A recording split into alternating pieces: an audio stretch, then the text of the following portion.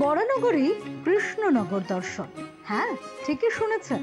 বিশিষ্ট আইনজীবী ও পুরপিতা বিশ্বজিৎ বর্ধনের উদ্যোগে মহারাজা কৃষ্ণচন্দ্রের রাজবাড়ির আদলে সেজে উঠেছে নপাড়ার সম্মিলিত সার্বজনীনের পুজো মণ্ডপ। এবারের ভাবনা কৃষ্ণনগরের রাজা কৃষ্ণচন্দ্রের রাজবাড়ি তৎসহ সপার্শ্বদ সভা দেখতে পাচ্ছেন যে এখানে আমাদের রাজা কৃষ্ণচন্দ্র দেখানো হচ্ছে এবং তার সঙ্গে গোপাল ভাঁড় মন্ত্রিসভা পুরো দেখানো হচ্ছে এবং এটা আমরা পুতুলের মধ্যে যদিও করছি আর কিছুক্ষণ পরে এখনই এটা লাইভও হচ্ছে। তারা আসছেন, তারা প্রত্যেক দিনই লাইভটা করেন, এসে মানুষের সাথে কথা বলে গোপাল ভাঁড়। এই ভাবনা এবার তাতে আমরা বহু সাড়া পেয়েছি। মহা চতুর্থীর দিন আমাদের উদ্বোধন করেছেন আমাদের এমএলএ সায়ন্তিকা বন্দ্যোপাধ্যায়, এমপি সৌগত রায় আমাদের মধ্যে ছিলেন ও কাউন্সিলররা এসেছিলেন। তো আমরা চতুর্থীর দিন না, তৃতীয়ার দিন থেকেই আমাদের ভিড় উঠছে করেছি। তো আজকে আপনি চোখের সামনে দেখছেন এত, কালকেও যদি রাত্রি 12টায় আসতেন একই ভিড় দেখতেন।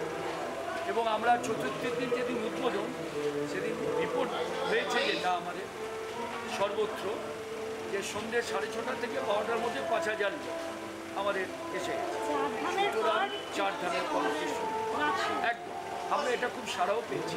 উদ্বোধনের পর থেকেই এই মণ্ডপে ছিল উপচে পড়া ভিড়। 8 থেকে 80 সবাই খুশি হাতের কাছে কৃষ্ণচন্দ্র রাজবাড়ি দেখতে পেয়ে। 2026 সালে এই বরানগর নপাড়ার সম্মিলিত সার্বজনীনের পুজো 76তম বর্ষে পদার্পণ করল। জলের ওপর ভাসমান এই মণ্ডপটি দেখতে ভিড় জানান দিচ্ছে পুজোটা কতটা আকর্ষণীয়। মহারাজা কৃষ্ণচন্দ্রের রাজদরবার দেখে বোঝার উপায় নেই আসল না নকলের পার্থক্য।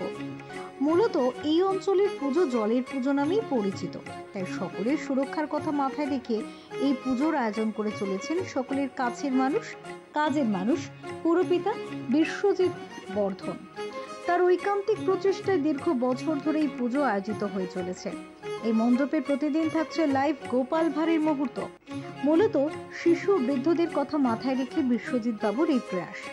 তিনি জানান, বর্তমানে শিশু এবং বৃদ্ধরা কংক্রিটের দেয়ালে বন্দী, শিশুরা মজির মুঠো ফোনে, তাই তাদের কাছে ইতিহাসের স্মৃতির পাতাকে পৌঁছে দিতেই এই প্রয়াস তার, এমনটাই জানালেন তিনি। আর এই যে আমাদের বৈশিষ্ট্য যেটা, এই যে জলের উপর একমাত্র ভাসমান মণ্ডপ বরানগরে আমরাই, কারণ এই যে আমাদের 3 মাস ধরে এই যে স্ট্রাকচার করা জলের উপর যারা করেন, যে ডেকোরেটার্স, তাদের অত্যন্ত বুঝতেই পাচ্ছেন মাইনুটলি করতে হবে, কারণ এত মানুষের ভিড় জলের উপরে।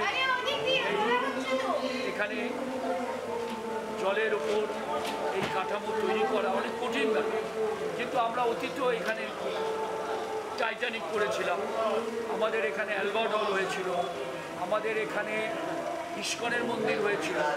তো আমরা এগুলো জলের উপর আমরা বহু প্রজেক্ট এখানে করেছি এবং সবটাই এই কাঠামো। আমরা মনে করি আগামী দিনে মায়ের আশীর্বাদ থাকলে আরও ভালো ভালো প্রজেক্ট মানুষের কাছে তুলে ধরতে পারবো। দশমী হয় না, বলতে নেই, আমাদের ওই লক্ষ্মী পুজো বা কালী পুজো, কালী পুজো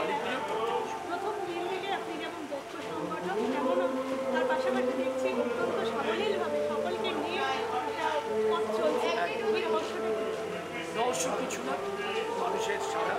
আর আমার এখানে দেখবেন যারা পুজোয় রয়েছে তারা সবই এলাকার লোক, এখানে বাইরের লোক কেউ, তারা এই এলাকার লোক যারা সার্বজনীন দুর্গোৎসব করেছে 76 বছর ধরে, তারাই এখানে মেনলি দায়িত্ব নিয়ে সব করে। এখানে বাইরের লোকগুলো তারা এসে দর্শন করে, মূল পুজো মানে চালনা করা বা এখানে পুজোর মধ্যে থাকা সমস্ত আমাদের এই পাড়ার লোক, আশেপাশের পাড়ার লোক, তারাই এসে পুজো শুনে। একটু কি কি দেখলে এখানে? খুব সুন্দর ঠাকুর, আর এখানে যে জলের ফোয়ারাটা খুব সুন্দর। এটা তুমি কত দূর থেকে এসেছো? অনেক দূর, শীতের মধ্যে। তুমি শুনেছিলে এই ঠাকুরের সম্পর্কে? হ্যাঁ। তোমার নাম কি? আরাধ্যা মাঝি। কোন ক্লাসে পড়ো?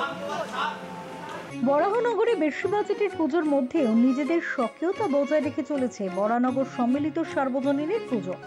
আগামী বছরও চমক থাকবে বলে আগাম জানালেন উদ্যোক্তারা। বিজয়নগর শম্ভুনাথ ভৌমিকের রিপোর্ট, চ্যানেল 10।